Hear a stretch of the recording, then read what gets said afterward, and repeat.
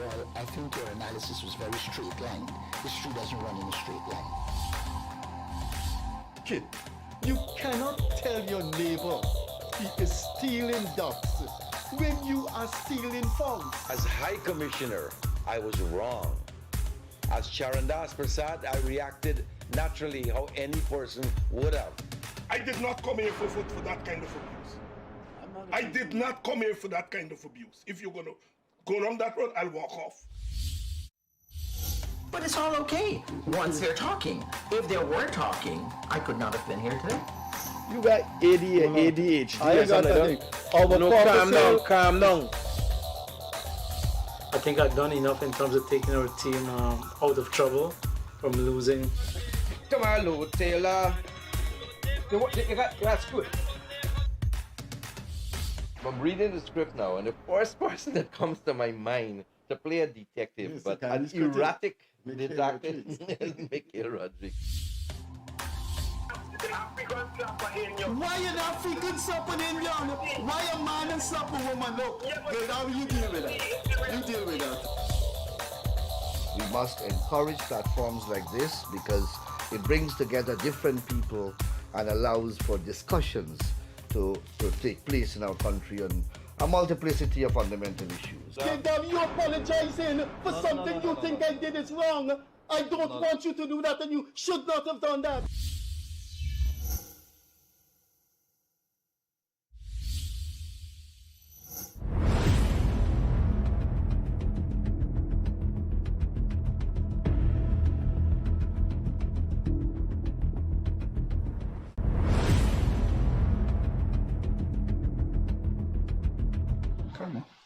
Hi there, welcome to the Emancipation edition of the Freddie Kissoon Show. Our co-host Akash Persaud unable to make it. We have three guests, so we don't want to get into any diversions or unnecessary byplay. So let's go straight into the program because we would not be able to exhaust the time allotted, 1 hour, for a discussion of the world of African Guyanese in Guyana 2024, their sociology, their political economy, their culture, but most of all, their present status and the future of the people who came here as slaves. And I said no unnecessary talk, but I have to say this. Any human anywhere in the world that could equate slavery with something else, indenture, the Holocaust, is a shameless person, and you should apologize to African wherever they are. The worst event in the history of civilization was the slave trade. So, without further ado, here is our panel that should provide 1 hour of dialectical flow. The Minister of Labor, who graced our studio last year with Emancipation and the year before, who hopefully he'll be here next year. James Bond needs no introduction. He has a license to, well, I don't know what you want to call it, flow, to move, to whatever. And the foundation member of the AFC, when it was founded in 2005, there's a distinction between founding member and foundation member. And then he was a parliamentarian for the AFC. And when they got to power in 2025, strangely, he turned up in charge of the Lenora Sports Complex. Next week, we will have a one-on-one interview with Trevor Williams. So without further ado, let's go through the protocol and then start with protocol, the minister, of course. Trevor, thanks for being here. I taught you at UG, and there's a lot of memory there. As usual, the man with the golden gun, and thanks for being here. Pleasure, always. We start with a little controversy. Last year, an organization was formed called Association APAD, Association of Guyanese of African Descent, APAD. They have been given license or permit to hold Emancipation at the National Park on Thursday. But AGDA and its executive, Eric Felix, has said that APAD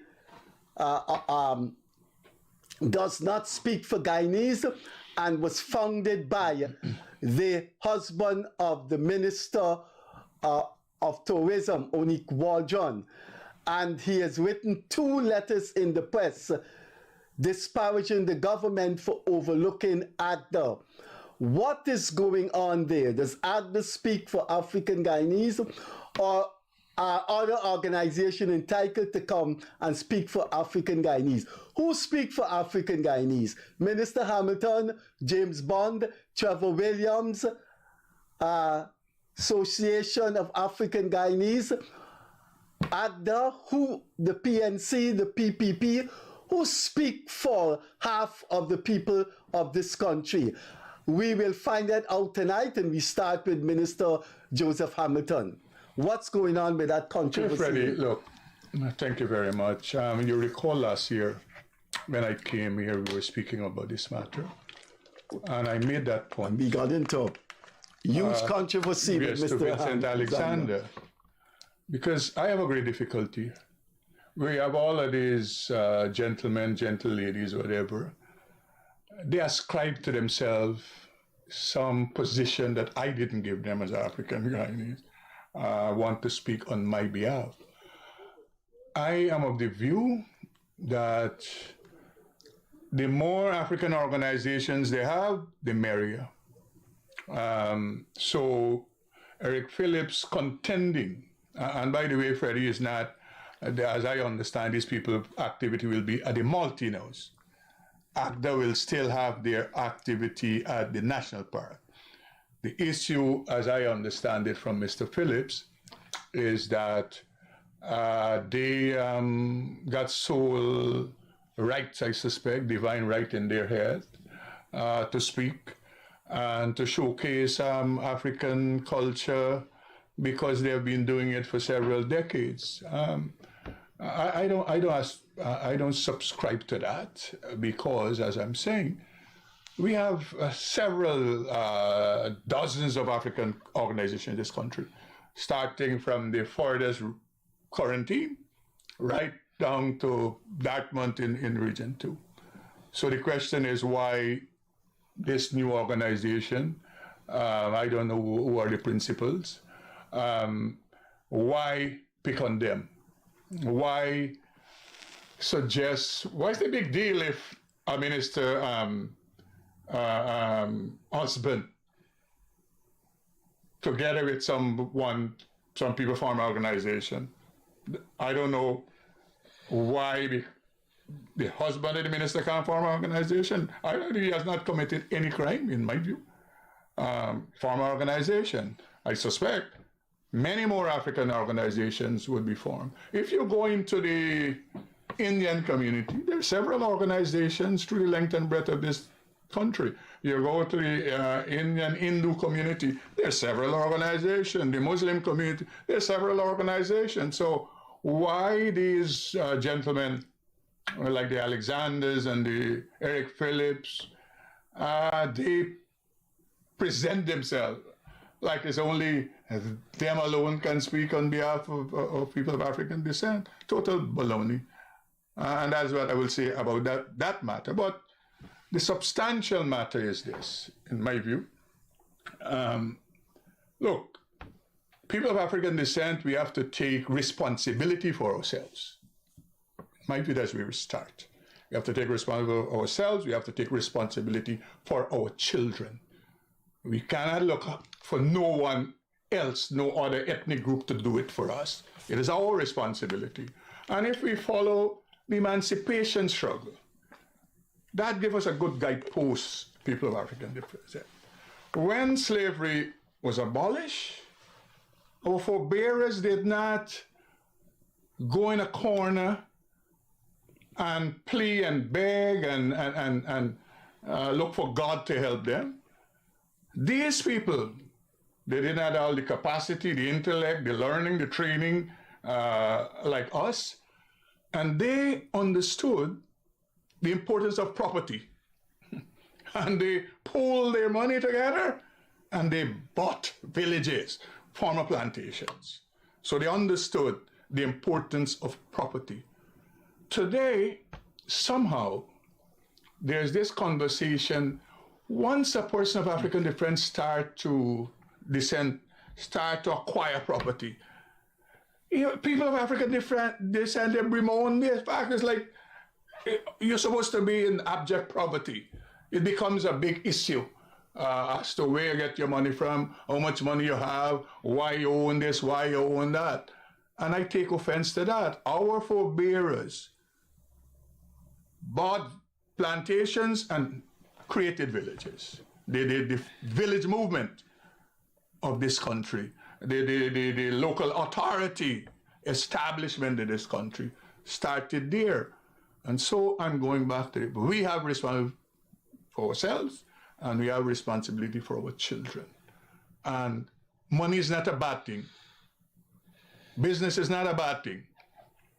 Going out there and wrestle to acquire like any other ethnic group is not a bad thing. And black people who continue to speak like if it's a bad thing for a person of African descent to acquire things and to develop themselves and to get property. So what if somebody gets 16 once they did it without any criminal engagement, what's the big issue? Why shouldn't they have it? Like other people got 16 property. There are two young African Guyanese sitting on this table here, and both of them are in business. In fact, one of them was taking to his Facebook page the past 3 years telling African people they must get involved in entrepreneurship. And he got involved in entrepreneurship. He has a business in Melanie Damishana with a strange name. But 007 and the license to have money. A business, the license to have money. You still have that license? James, what are your comments on African Guyanese in the year 2024? What do you see, what you're not seeing? Thanks for having me again, Freddie. Good night, viewers. I didn't know the program was going to be here on August 1st, so I must apologize for my attire. I got a call from a close friend of mine saying that he has an emergency.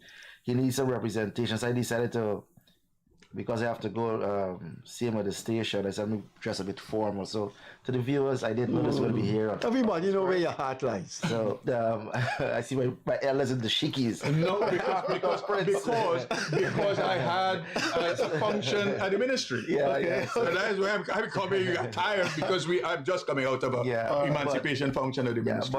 And you didn't bring anything for us, hey man. You know you were coming here. It is a good starting point as to where we see ourselves. And let me say this, I do not speak for African Guyanese. I do not speak for black people.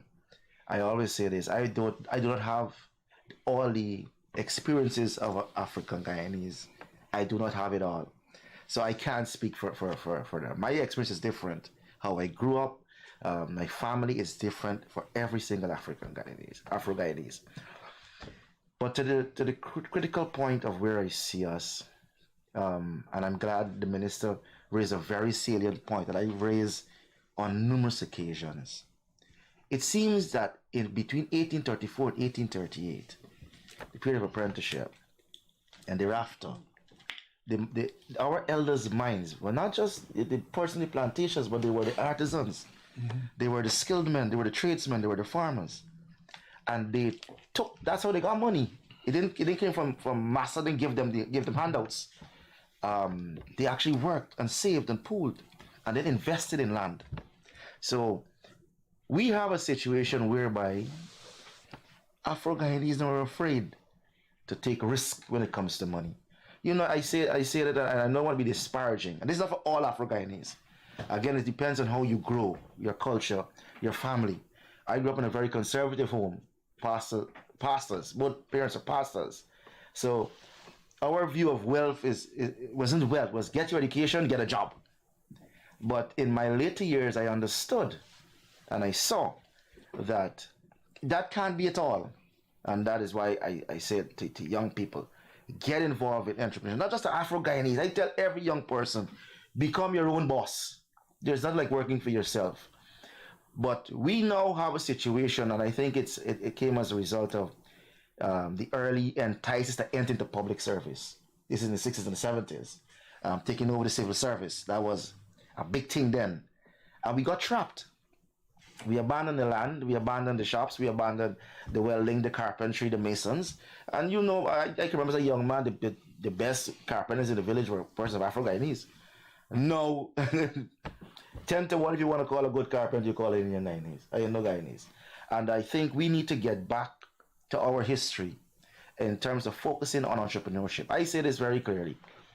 The public servants, I said it publicly, leave the public service. Let them find somebody else to populate it.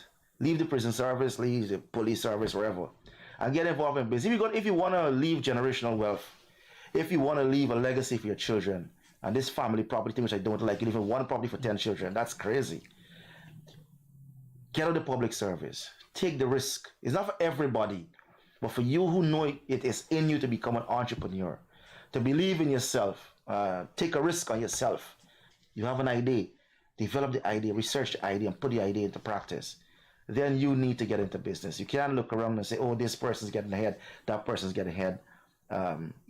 What do I do? I'm stuck. No, you could make a difference. And on the point of the various organizations, I agree with you. There's a right to associate.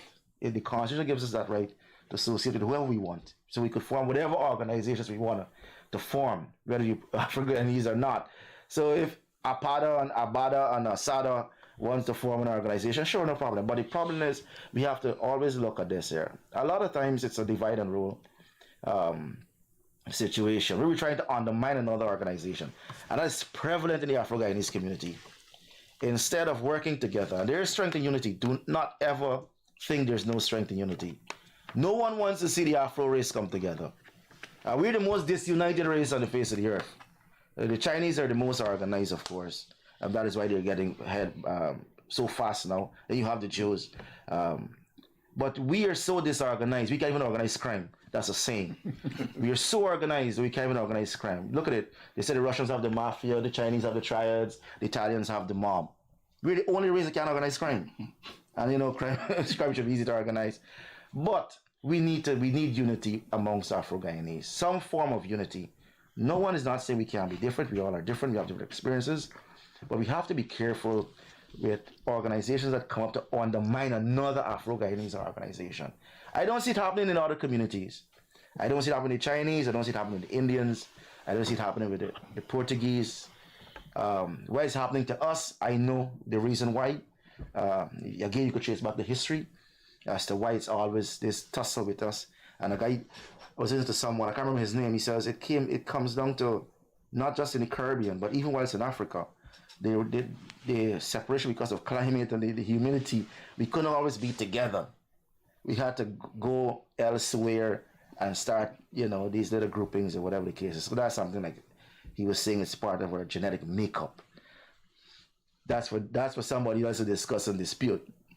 But for me, I would like to see the unity, even if we're different building blocks. But I would, especially on certain days, let us try to celebrate together. Celebrate together. The various parts of the country could do everything, but certain holidays, certain days that are earmarked on our calendar, which we could celebrate as a people, we should celebrate as a people. And August 1st should be one. Trevor, you've been absent from public discourse since 2020. You just hibernated after 2020, and your experience in politics, one can say, came to an end there because you haven't been in the public sphere. But as an African Guyanese and as someone who was a foundation member of the AFC, entered politics, became a parliamentarian, became a public servant, and now you're in business. It's been a long road, but is it one that is satisfying, or do you feel African Guyanese, there's something missing? Well, thank you, Freddie, and thank you, Honourable Minister, our colleague James Bond, and good evening, I must say. When you were in Parliament together, you guys used to rap steady? We have always come a long way. We're friends. This topic is very important. I believe close to the heart of Afro-Guyanese. I don't think, and we all know that a forum like this would be way much too short to do justice to this conversation. And I have to start by agreeing with two gentlemen that spoke before me. They were quite right on point with what they said. Quickly to reference organizations. Nobody has a transport over any race or any group of people in Guyana. And organizations are born for different objectives and causes, and they die for many causes also. And in a dynamic and a plural society like ours, you'll always find people stepping to the fore to challenge, to bring new ideas and new dimensions. So I don't think one should be cynical and critical about alternative leadership options within African society, but it should be more dynamic and more interesting, because the primary goal should be to engage, develop, mobilize, educate, etc., etc. Today, the African situation in Guyana is often discussed from pure political point of view. You see the criticisms leveled against whether government or organizations or by political activists. They always tend to discuss the state of the African man in the political spheres. You hear about apartheid, you hear about discrimination, you hear allegations of police brutality, you hear poverty, you hear, opportunities, etc. I've had an in-depth look at this, and I can tell you, people who speak about apartheid haven't lived it. We don't have apartheid in Guyana, to the extent that people want to go on TV and talk about discrimination. Of course, there's racism, and there's racism in every society. But today's African Guyanese is well set in society. You don't have policies that discriminate or aim to shorten or reduce the participation. So I say that on the backdrop of my colleague here talking about readying yourself and getting yourself involved. And the minister often said taking responsibility for your life. It comes down to the person. And as a Guyanese, you have to make that difference, and you have to decide that, look, nobody will define me, nobody will limit me or decide my level of involvement in society. And I had to come to the politics of it, because that's where the trouble is in this country. If I go to certain communities now and I shout racism, discrimination, there's a lot of people who will agree with me because they want to hear that. It takes the responsibility away from them for possibly where they are at some point. And so we got to be careful as leaders, as people. The first step and obligation towards your own is responsibility to embrace the truth about where we are and to find ways to go forward and to get better and to get stronger. I think that's what I want to see more in our context of African people, the unity, having these discussions about where do we go, how do we retain, hold on, promote our culture, our history, and pass those values down to a younger generation, etc. And of course, to be brave and willing to get involved in the society and in what is happening. If there's not ever an African-based government again in Guyana, would that stop? Should that cause us to resign as a people, to say, well, this is it, this is my future, I can't do anything in this country? And I flip that to say to the other side, of course, when they would celebrate their culture and their history, that this is bigger than our politics. This is about us as a people really standing up and defining ourselves through hardship, difficulties, taking opportunities, and the challenges.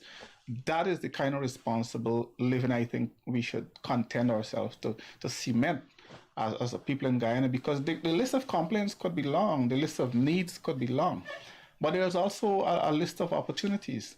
I was speaking with someone the other day, we had sort of an argument, and we were discussing where Africans are, and I said, well, look, in the public service, we're plenty, on scholarships, we're plenty, in the police force, the GDF, we're plenty.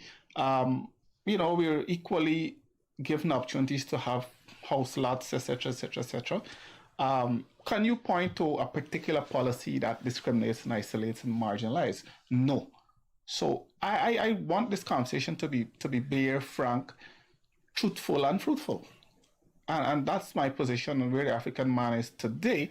A lot more can be done, a lot more should be done, but I don't like when I hear people talk about apartheid and in this country and rampant discrimination. It worries me because it translates a message to others who will want to hear that to be a little bit more irresponsible and not really get up and be a part of it. I'm not saying that it's a perfect society, but I think Africans are progressing in Guyana. And yes, there should be a deliberate lean and stretch for a more business-like approach to participate in the economy in a stronger way. Minister Hamilton, you are satisfied that politicians from the African community serve African people's interests, or there is some opportunistic relation, or there is some grandstanding? Is there an ideological, cultural commitment to these people? One of the things, look, most of the time we discuss politics in this country, we discuss it through the lens of race. A fundamental that we don't discuss is politics through the lens of class. And I'm old enough to know, and Freddie, you're old enough to know. These two young men here are not that old to understand the dynamics of the 60s, 70s politics. So when the European left here, and the Portuguese class, there were people,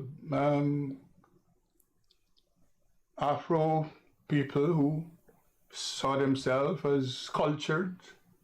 They mimic the man, and somehow they believed that they were left here with divine right to govern. Not just the ordinary Afro Guyanese, but the country as a whole. And that struggle still continues. The remnants of this higher class still exist, children of these people, grandchildren of these people. And my experience has been, look, most of these people don't care a damn about the ordinary African man. The ordinary African man is useful to them to gain political power. That's what they're useful to them to gain political power. And I've been around. I can speak to this matter from all sides because I've been around and I've served at the highest level in political parties.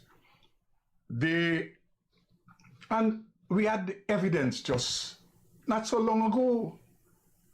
We had the evidence where the African middle class and others had the opportunity to deliver. And that's the reason some of these people, they have no moral authority to speak to this issue, to speak about this issue. I'll give you an example and make this point. We're in the opposition, and I'm having a conversation with senior leaders of the government then, both from PNC and AFC. And as a person of African descent, I'm having a conversation that says to them, listen, you're all in government now. I would only hope that you all are having some conversations regarding this matter, because you've been speaking about it all the time. You're now in position to set in place mechanism to help. And I was speaking specifically about the construction industry. And you know what? A senior AFC leader said to me that the African Guyanese that are in the industry, they don't have the capacity. Name names. This person is a senior. Name a name. This person was in the government. In the government. And he's African. Strategically placed. And he's African? Yes. Name a name. Strategically placed to do what could have been done to uplift and upgrade. But he's a lawyer. If you name him, if he says what you're accusing him, It's that can't be libelous. It can't be libelous. Can't be standard. David Patterson said to me, because I was discussing within the framework, he's the Minister of public infrastructure at the time. Yeah. And I'm saying to him, look, how can you do something to help the normal small African contractors and so, who are, some of them were shut out of the system, who need to be nurtured to develop. All those were around when you had this conversation? Yes. Others who were in the government were around when were around, and I'm having this conversation. And he said to me, they don't qualify because they don't have the capacity. And I said to him, let me explain something to you. Because I recall in early PNC days, they established something named Plant Maintenance and Hire Department. And it was specifically for the contractors who didn't have the capacity, so that they could go and rent a piece of equipment, and during the phase of the contract, they deduct back from whatever. So I said, I'm pointing you to something you can do. And the conversation still was. They weren't qualified, they had no capacity. And you look at his rap sheet, I'm using that deliberately, to see what did he do. But today, the same people spew nonsense, and it's so offensive to me. Instead of, you have enough evidence where he was doing for himself. And so, that is on the political side. And many of these people fuse into the Afrocentric organizations, right? Many of them fuse in. The PNC have had enough evidence about leaders in the PNC who, it's neither here or there, black people is neither here or there. They're just important as cannon fodder to be mobilized for people to get power. I experienced, look, during APNU in government, there were persons who, PNC people, who wanted medical intervention, and nobody in their government would see them. Some of them, because they knew, turned to me, because I functioned at Health as Parliamentary Secretary, and many of them, my intervention, not the ministers of health that they had during the APNU period in government. And so today, they're always forceful and articulating issues for black people only when they're out of government. And check, I'm not speaking. What in government, any one of these guys articulated on behalf and for black people when they were in government? I could name a number of things. James, you heard that. I could rise in defense. You heard that, Adam Boy? Yeah, and when I asked Minister of Labor, Mr. Hamilton, to name a name, it's for the simple fact is I believe you gotta stop what you say. So it makes sense in a person, and then you're not saying what it was. And I do understand where he's coming from. I do understand the capacity argument, but I could say this: the small contractors on the AP and UAFC had their fair share. I mean, in terms of getting contracts, being contract award. Yes. For that 20%. Okay, give me 10 names. I can't remember the names offhand. You know, I can't remember the names offhand. Anytime. I can't remember the names offhand, but 20%, that small contractor, rule went into effect. Let me drink. Today, it's a different story. Williams actually a good laugh. Today, it's a different story. I know, I could tell you. I know. My good friend, oh Lord. Small contractors. Man, give me 10 names. Under AP and UFC. Give me 10 names. Got a chance. In Linden, give me 10 names in Albertstown, wherever. Boston. I can't recall the names. I could give you 500 names now. I can't recall under the PP. I can't recall the names. Yes, okay, yeah. No, that's okay. You make your point. Yeah, so there was also the SLED program. There were a number of programs implemented to assist. Go on. Don't you no. You're gonna allow me. You're gonna allow me. Are you gonna allow me to speak? But the SLED program, don't you? There are a number of programs that were implemented that assisted ordinary Guyanese that never entered the system before. Very simple. So we had a situation whereby the PB Civic was in power for 20 odd years. 23 years. And the cries of discrimination and the marginalization existed since then. So APNUFC coming into power, it wasn't a blooming season for Afro-Guyanese. It was a dearth in terms of being in the formal sectors. And there was an extreme favoritism on the part of the PP Civic during the 23 years for dear friends and families. So APNUFC coming in, Machiavelli said, you don't change too quick. You got to go with the flow a bit and then make the change. Machiavelli taught us that. So to uproot the system to, I don't know if it's affirmative action, to take affirmative action in favor of Afro-Guyanese, that would not have been a wise political strategy then and there. So there were certain systems put in place to now inculcate or bring Afro-Guyanese businessmen and contractors into the fore. But fast forward to today, we hear the Vice President saying that the friends and families of the PVP Civic have now taken over the procurement system. In effect. James Bond, that's not what the Vice President said. I'm correcting you. I can't be allowed to finish. I cannot allow you to say that. I can't be allowed to finish. The Vice President was speaking within a context. I would not allow you to say that. It's okay. He wasn't making a general statement. He was making a statement to say. No, he was not making a general statement. He was speaking within a context based on a question that was asked. You know when I rile up Mr. Amna, I know I'm on the right path. Yeah, no, because I wouldn't allow I'm you. on the right path. I wouldn't allow you. Did he not say that friends and families at the regional and executive level of procurement, the regional national level procurement, have favored friends and families in the system? Context. James Bond, you have to put it in context. Did he say that or did he not say it? I am saying yes, he referred that he said it. in a context, in the context of this corruption. But he didn't say that in the widest of things. It has to be wide if he's going to say regional and national. Continue with the point. It has to be. Continue with It is widespread now. It's pandemic. It's continue with the point, becoming sick now. That it caught his attention. James Bond, continue. I'm making the point. The Vice President would not have. I understand how his mind works to the bit. Yeah. He would not have addressed it had it not reached that level. So what I'm trying to say is that the Afro-Guyanese, and it's because I said, you're my senior. I respect you. I bow to your history, your historical knowledge of the issue of race in Guyana. I don't know more than you. We never claim to know more than you. But the context of where we were in the public service for decades, and now there's this shift. This shift now to try to assimilate Afro-Guyanese back into the civil service is going to be difficult. So we were not shut out deliberately from business. Let me make that point. We chose to go into the public service.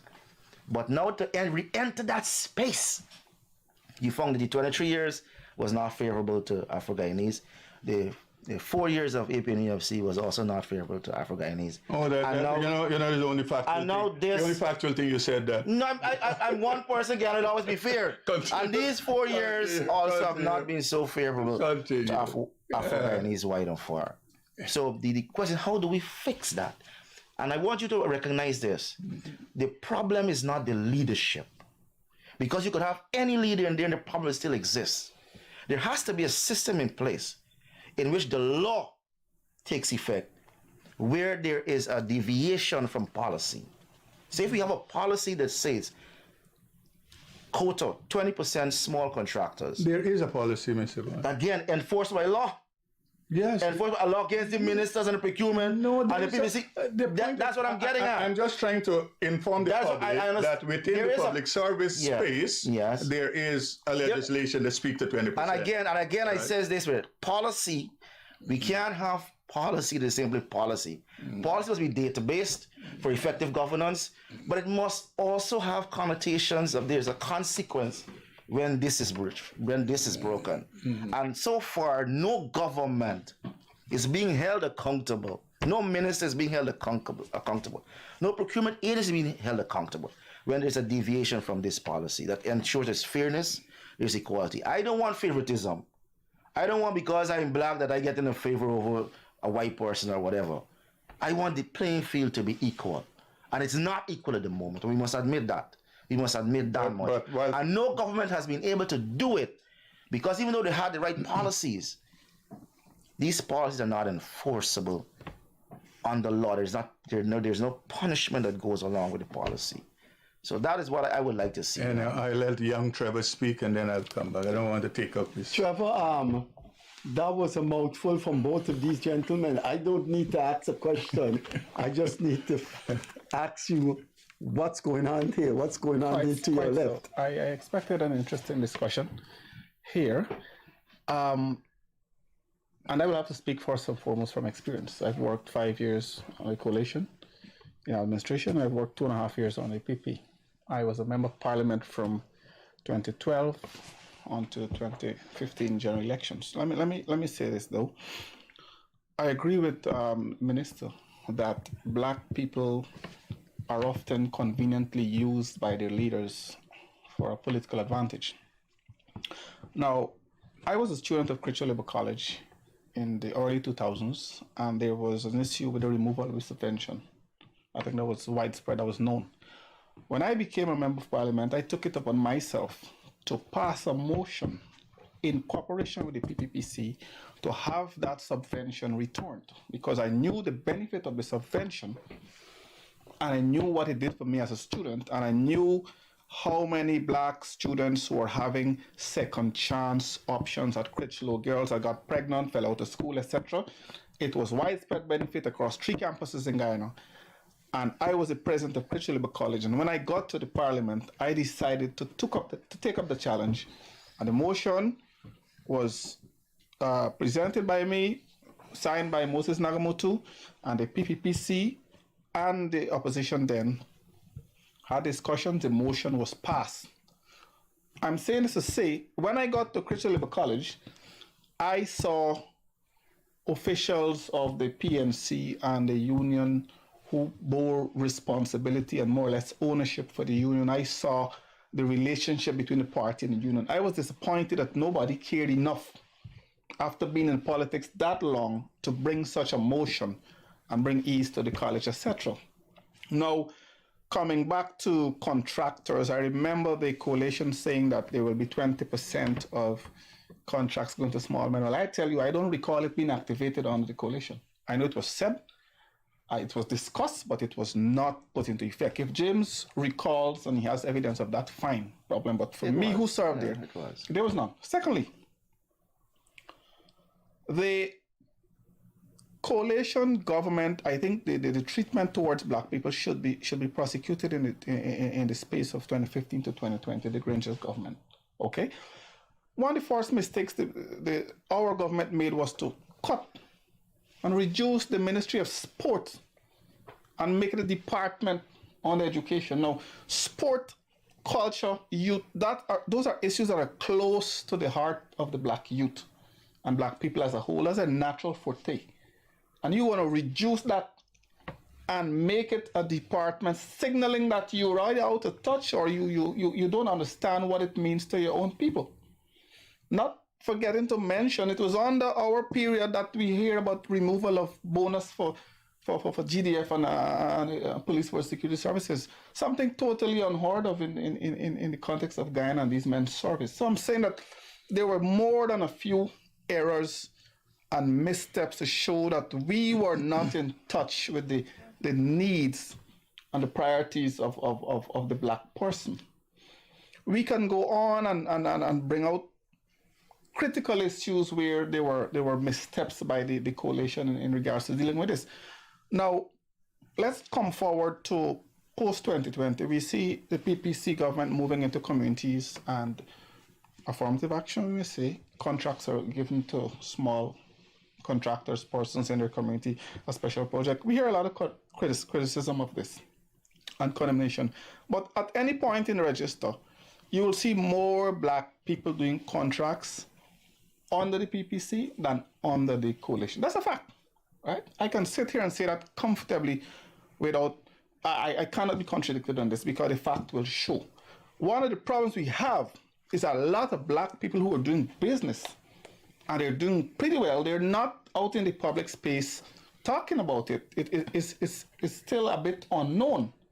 And I think that helps to foster and embolden political activists to say that, look, there's this amount of discrimination and neglect happening. But on the bottom of things, we have a lot of black people doing pretty well in this country. It's not at the same scale as their East Indian, Portuguese, and Chinese counterpart. But we do have advancement. We have lots of black people receiving scholarships. We have black people in the public service growing. We have more black people owning homes and houses, access to loans, etc. It is happening. And it's not something I can sit on this TV and deny. Okay? So, coming back to the 2015 to 2020 period, I am not surprised to hear ministers saying something like that. You understand? Because a lot of times the phone call of the activists went unanswered. I'm sure people are going to agree with me when they look at this program that yes, I'm one such person. There was a disconnect. There was a drift from, as if though people don't want to take responsibility for the constituencies. People applied. Now let me give you another example. Thousands of applications for land along the highway, etc., and for business went to the president's desk. They were not signed. You know when there was a rush to sign them? Black people too. You know when there was a rush to sign them? After the no confidence motion was passed, which created another controversy in terms of ownership for property. And I'm saying this, that it would be bad of me to sit here and to say that it was well. There were some pointed programs, okay? I made a recommendation as a functioning member in the Ministry of Culture and Sport. I said, when you have young people go to Kurkuru Training College and they come out, we found that a lot of them were ending up in prison. They were all over the place because after the training, there was no direction. I said, look, give people a business kit, maybe $1 million, $2 million.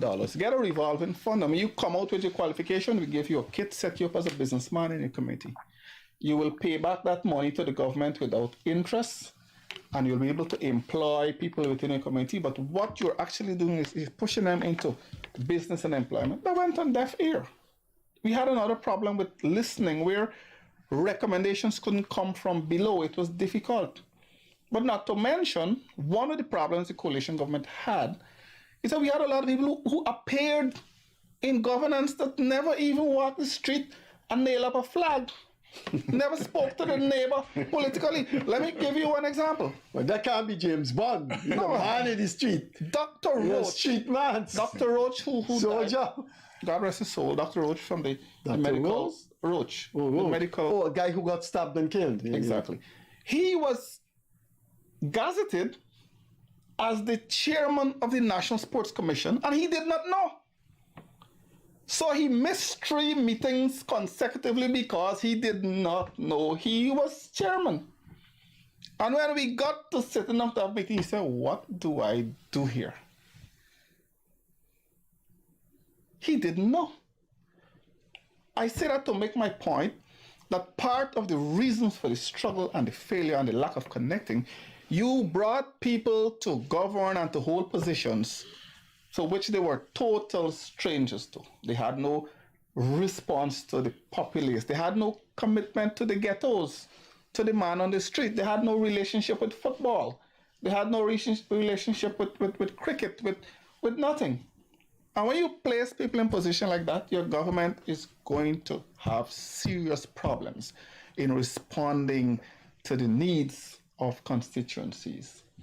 And so, yes, if you have the wrong people in government and holding these positions, you are going to get that sort of results, the results you don't like. And we've seen it over and over. Before we go to Minister Hamilton, James Bond know what you're talking about because length and breadth of this country, they know him. He's always he knows you got to interface with the people. I saw him with a huge lorry who wants the people on the lorries. No, the thing is, look. Yes, Minister Hamilton. I am saying to the public here, James Bond cannot put 10 names. I could, but I don't have the names now. Okay, sir. you Don't got even time dare to say that. I could Google it right now. In 2 months. Let the public I'll Google it for you. James Bond cannot put 10 names. Don't 10 small contractors. He's wasting time. James, man, listen, man. Let me speak. James Bond cannot put 10 names that were empowered from the bottom up black contractors during the APNU AFC government. I can give James Bond now in the 2 days, 200 names through the length and breadth of this country. The whole of the Pontrench Dam, that is evidence of empowerment of that constituent. All the contractors and all the people who work in there. Or James Bond. I don't get the names. So the point I'm making, look, I don't know which country my good friend James Wan is living in, but you go out, and Trevor is so much right. You go out and talk to people. Many of them can testify. Linden, all the contracts that are being done, the roads actually all in Victory Valley and this place, all of those are done by local contractors, and attached to that, Freddie, is that they must employ people of the community. And you know what? I give you this, these black leaders. When the Boulevard project was being developed, instead of them supporting it, you know what they were chanting? They were saying to the black people there that, listen, these people developing this place for Koli, come take way up then. You understand me? They didn't see empowerment and property value of these people going up, and so they saw it and they were treating it and engaging it as a negative. That is black leaders, PNC leaders, AFC leaders. That is what they were doing. And so many other projects I can speak to. They spew this nonsense around. What I'm saying, in 4 years, the amount of contractors that have been given the opportunity, you go so far now. All the concrete roads that are being done there, my good friend, James Wan, all of them are being done by contractors who live in the community. All of them. Community participation. You know, let me make this point. You know, the IDB money to develop Sophia, can't remember what was the name of the project. You know, it was available under APNU, AFC. They did not utilize it. When we came back into government, you go to Sophia now, and you talk to people there, ordinary people, and I'm saying... And the best route for the Barbary Bridge was through that Afro-Guyanese village. I am saying... The best place to place the Barbary Bridge was an Afro-Guyanese village. That's a nonsensical... And the people Civic did not use That's a nonsensical argument the same argument you're using. You're saying UP New FC did not implement an IDB project in an Afro community. I'm saying the PP Civic for the place, the Barbary Bridge, James Bond, it's through an Afro-Guyanese community did not. James Bond. False equivalence don't win debates. No, you are making an analogy. It's a logical analogy. No. Your logic is a government. I am saying to you, government do not spend money in an Afro-Guyanese community. And I'm saying the PP Civic government put the Barbary Bridge a place far removed from where it was supposed to be in an Afro-Guyanese village. False equivalence and propaganda don't work. This is a fact. I am saying to you that the money that is being utilized in Sophia now to develop Sophia and to develop black contractors, it was available under the APNU FC. These people like black people so badly. Pontrench Dam was there. Why didn't they conceptualize a project that can empower Albion? They love them so much. Linden, what is there? Why don't conceptualize? Why don't conceptualize? Don't talk about In 4 years, we have spent more money in Linden than you all could ever dream about. Don't talk about Linden. James Bond, listen to me. Don't talk about Anyhow, let me get back to the subject. Where should Deepwater Harbor be? Let me get back to Where the should Deepwater James Port Bond be? propaganda don't work. Where should a Deepwater Port be? Which is the center, the hub for the interior? You all believe 23 years. And you all believe propaganda. Listen to me. Bad example. James Bond, I don't even want to get into the dynamics. James Bond asked any engineer. The road from Linden to Brazil was in the PP time. Money was available. James Bond. Why was it built? James Bond. Why have not to start that? Don't talk about Linden. James Bond. No money was available. PP Civic should never use Linden. No money. Again, your propaganda. No money was ever available.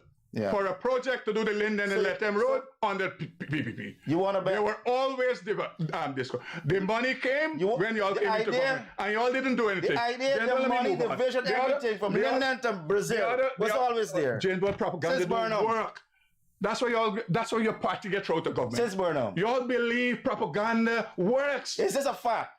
The idea for the London to Brazil bridge was part and parcel on the PP civic government. Let me get back to the conversation Freddie brought me here for. The state of the African Guyanese in this community. And I am saying to you. Yeah, but I am saying to you. Let me make my point. Yes, sir. That under this government that said they love black people so much, that now chanting again, they failed miserably. Giving goods and services to black people. They took away the grants. Hundreds of millions of dollars going to ordinary black people, children. They put VAT on water and electricity and for these things only affected Afro-Guyanese. I am saying it affects everybody. It affects everybody, but I'm making the point that it created greater economic burden for the community we're discussing. That is the point. It was a policy, but follow me what I'm saying. It was a national policy. But I'm making the point, stemming from your argument, that if people of African descent are at a lower level financially, it would affect them worse. You understand the point I'm making? That is the point. And these are real things, so propaganda don't work. And the people of African descent in this country, they're wise enough. And that is the reason we come back to this issue where iPadagy, $500 million. Ask them what they do for everything. So these things don't work. And I'm making the point. If, and Trevor was making this point, look, if you have a new generation that come and they believe that these older generation of people of African descent not serving them, they have a duty and a right to form their own organization. And I don't see this undermining anybody. If you're wasting time, you're taking up space, and a lot of these people who parrot and present themselves to represent us, that's what they're doing, and that is what they've been doing all the time. All the time. And I'm saying black people, African Guyanese, Afro-Guyanese, they are wiser now. Let me explain to you what is happening. Mr. Kissoon, we got a few minutes, so we got a ration. I think first and foremost, the nature of the program, all right, and this is my, that's why I do not speak for Afro-Guyanese.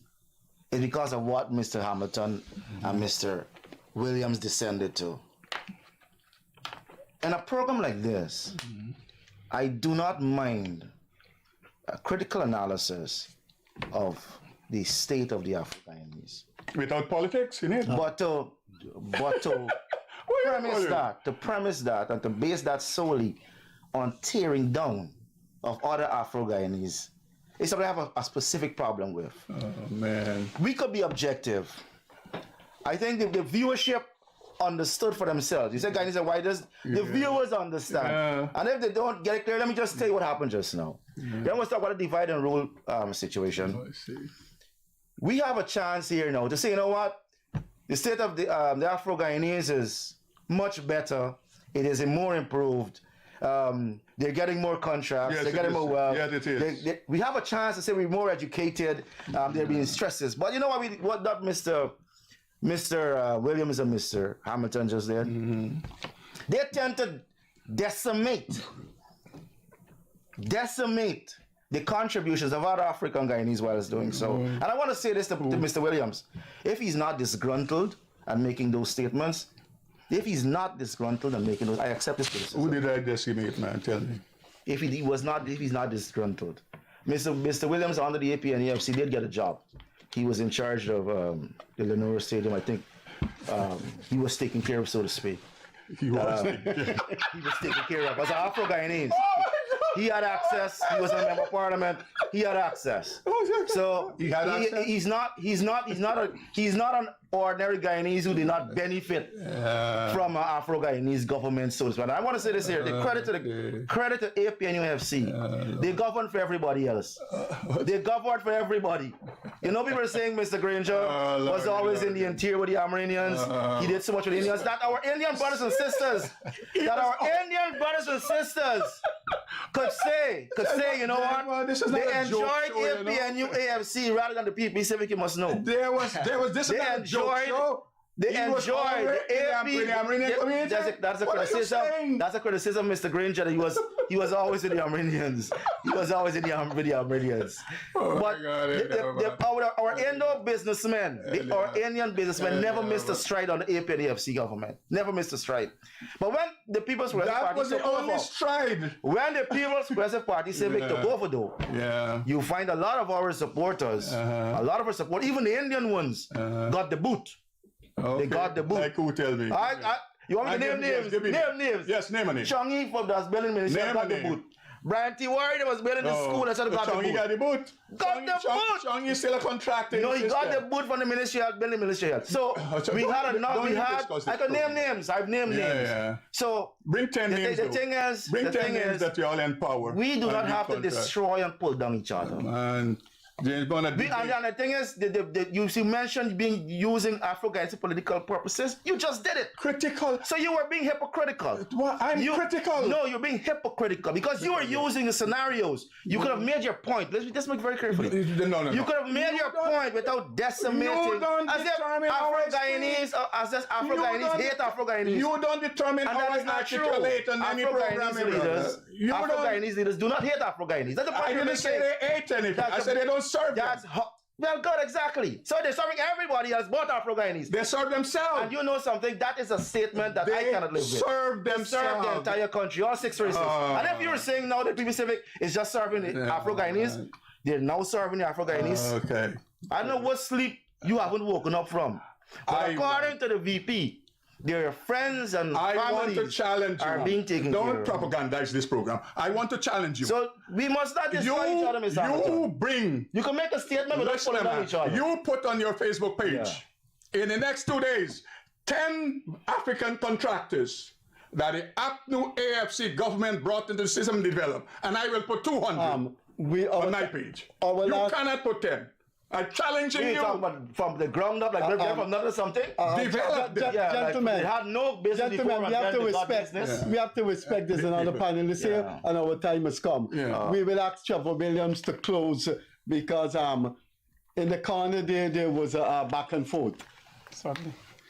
Well, you have the floor until the end. One of the reasons I don't necessarily like coming to these programs is because sometimes it descends into all angles. Mr. Bond, for correction, this program is not about me, what I did on the DFC, up to where I worked, and the point of a disgruntlement. This is about me living every day in Guyana, talking to hundreds of people who have expectations, who had expectations, whose hearts were broken, some were sad, some was happy, and a lot was confused. So there was no person happy on the APNUFC? There was no Afro-Guyanese happy on the AFC? Can you allow me to finish? I said some who were happy. Well, name me the happy ones. Who were disappointed. It's not my job to name you the happy ones. Well, you name me the disgruntled ones. I didn't name anybody. I said people of all sorts. I gave 3 segments of people. I give you segments of people. So did you meet anyone that said they were happy on the APNFC? Every day. Have you met anyone? Have you ever met anyone? He's not being fair. Let him be fair. Has he ever met anyone who said they were happy with APNUFC? Look at what we got. We got to give Trevor Williams the time. You know, when you were speaking, I never interjected. No, I have to. I can't allow. I can't allow you guys to continue to paint an image as if nothing was done on the APNFC. I won't stand for it. Not for political. It has descended to that. We're politicians. That's what we are. Respectful of a colleague. Our time we over 1 minute. We'll pay for the extra time. I'm saying no, you don't have to. Just let him finish. It's been a very interesting Mr. Hamilton, that is. We live among, we work among, and we meet Guyanese in all state of life, different places in their life. Of course, there are happy people with any government. There's always going to be a bunch of people who are going to happy a government any given day. But I'm saying what people don't understand, when you're a political activist, when there's expectation, people hold you accountable. They ask you questions, why this, why not this, why that? And for me, the way forward for any group, any race, and I being African Guyanese, is to have a very straightforward, a very honest and truthful discourse. Gentlemen, the operator signaled to us 2 minutes over time. Minister Hamilton, what are you doing on Emancipation Day? Are you going to Maltinos? I'm going to Maltinos and the at the National Park. And I will be going to Ithaca. I'll be going all right. And James, what will you be doing? You're going to be busy with your business in Melanie. I'll be in Melanie. Can I see what watch you have on? I don't think I'm wearing a watch. Oh, I don't because wear it Trevor's sitting next to me. This watch looks expensive, Trevor. No, it's not. Trevor, what are you doing on Emancipation Day? You going all over the place? No, I'll be home in West Amara. You'll be home in the West Amara. I thought you live in Diamond. Not anymore. Not anymore. We were going to have a special one-on-one interview with Trevor Williams next week. We hope you stay tuned to that, because he will have some interesting things to say. This has been an Emancipation program in which we look at the world of African Guyanese in Guyana. And speaking about them are people who have been around long enough to authoritatively give their views on African Guyanese. Minister Joseph Hamilton, Evergreen 007 James Bond, and Trevor Williams, former foundation member of the AFC, parliamentarian for the AFC, and worked with the APNU AFC government. As I said before, we're going to have a one-on-one with Trevor Williams to be broadcast next week. Thanks for being with us. Have a very pleasant, enjoyable, and reflecting Emancipation night and day. We will see you on Friday. Bye-bye. Catch you.